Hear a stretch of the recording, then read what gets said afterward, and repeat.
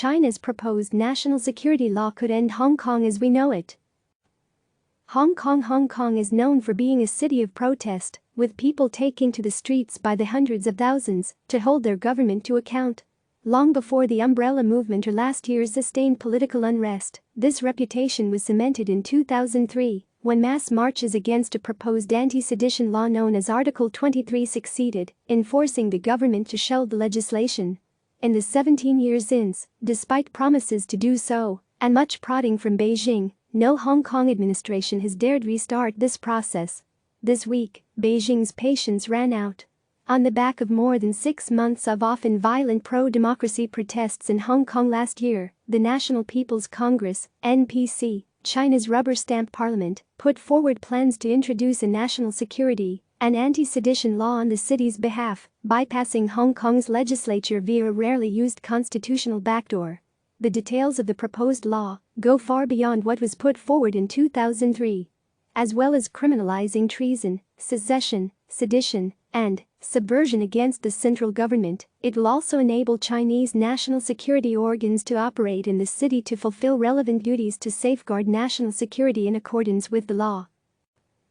Expected to be passed by the NPC later this month and promulgated in Hong Kong soon after, the law will have drastic effects on whole swaths of Hong Kong society, from the city's garrulous and defiant political sphere to media, education and international business. Broad application. Hong Kong has always prided itself on following the rule of law, with an independent judiciary and civil liberties far beyond what is allowed across the border in mainland China. The type of arbitrary punishment, secret detention and nakedly political prosecution common in the mainland is almost unheard of in the city. These rights are enshrined within the Basic Law, the city's de facto constitution, and guaranteed, in theory, by an agreement between China and the United Kingdom when Hong Kong was handed over to Chinese rule in 1997. Hong Kong, unlike China, is also party to international treaties guaranteeing various civil liberties. The new law challenges all of this. By criminalizing such a broad swath of ill-defined acts, it could give the authorities leeway to go after the city's opposition as they see fit. In China, sweeping national security laws have been used to target human rights activists, lawyers, journalists and pro-democracy campaigners. Nobel Peace Prize laureate Liu Xiaobo, who died in 2017 after more than a decade behind bars, was convicted of inciting subversion of state power. Permitting China's security apparatus to operate in the city also raises the specter of extralegal persecution. Dissidents and activists in China are often disappeared by the authorities or threatened with arrest around sensitive events, and many journalists and lawyers are dragged in to take tea with the security services, during which they receive thinly veiled threats about the potential consequences of their work. Speaking at a news conference called by opposition lawmakers on Friday, Democratic Party legislator Helena Wang said that even the local government will not be able to regulate what the agents do in Hong Kong. Her colleague Claudia Mo told CNN that the news was proof that Beijing will do anything to reign in Hong Kong at any cost. It's clear Beijing couldn't care less anymore what people think, she added. Implementation of the law in Hong Kong could also prove to be a nightmare for the city's courts, which operate separately to the Chinese legal system and free of the political pressures put on mainland judges. This does not mean the law is at much risk of being overturned, however. The NPC is the court of final appeal in Hong Kong and can issue an interpretation of any constitutional issue, essentially rewriting the Basic Law on the fly. But the confusion and uncertainty the new rules may create, and a potential prolonged fight in the courts, could pose a major blow to the city's reputation for upholding the rule of law, which has long been seen as vital for Hong Kong's position as an international finance and business hub.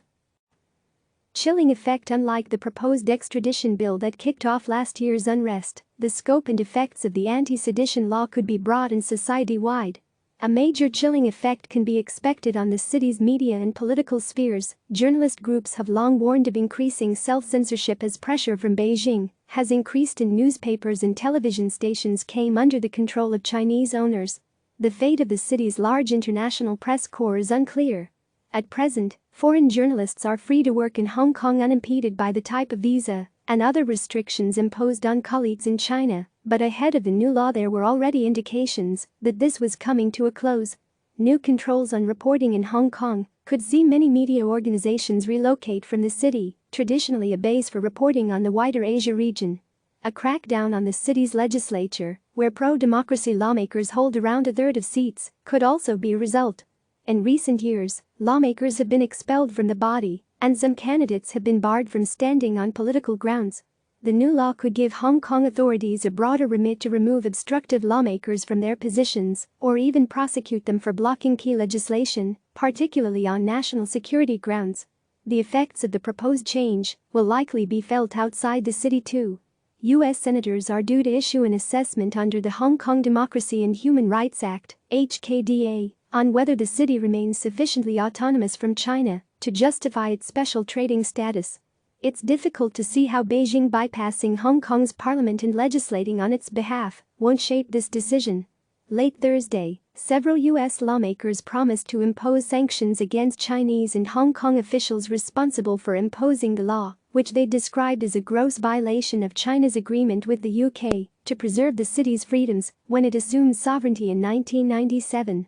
Beijing may be counting on the fact that the coronavirus pandemic has weakened the ability and determination of the international community to pressure it over Hong Kong. The UK in particular, newly outside of the European Union, is dependent on increased trade with China to boost its flagging economy. With the new rules being imposed from on high, leapfrogging Hong Kong's legislature, it is unclear what protesters or opposition lawmakers can do to prevent them becoming law.